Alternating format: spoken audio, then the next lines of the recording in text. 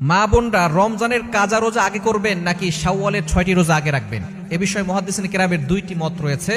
নবীজি সাল্লাল্লাহু আলাইহি ওয়াসাল্লাম হাদিসের মাধ্যমে যেটা আমাদেরকে জানিয়েছেন, মান সামা রমাদান সুম্মা আতবাহু সিত্তাম মিন শাওয়াল কানা কা সিয়ামিদ দাহরি কুল্লি, যে ব্যক্তি রমজানের রোজা রাখলো এরপরে শাওয়াল মাসের 6টি রোজা রাখলো সে সারা বছর রোজা রাখার সওয়াব পাবে।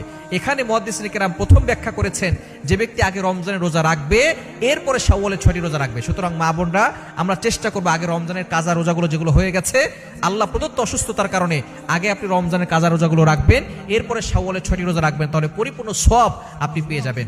তবে আরো একটি মত আছে, যদি কারো কষ্ট হয়ে যায়, বিভিন্ন ধরনের ব্যস্ততা থেকে যায়, তাহলে আপনি শাওয়ালের রোজা রাখতে পারেন, কারণ শাওয়ালের 6টি রোজা ওই মাসে আপনাকে রাখতে হবে, পরে রাখলে আর কোনো সওয়াব পাবেন না। কিন্তু রমজানের কাজা রোজাগুলো আপনি পরেও রাখতে পারবেন।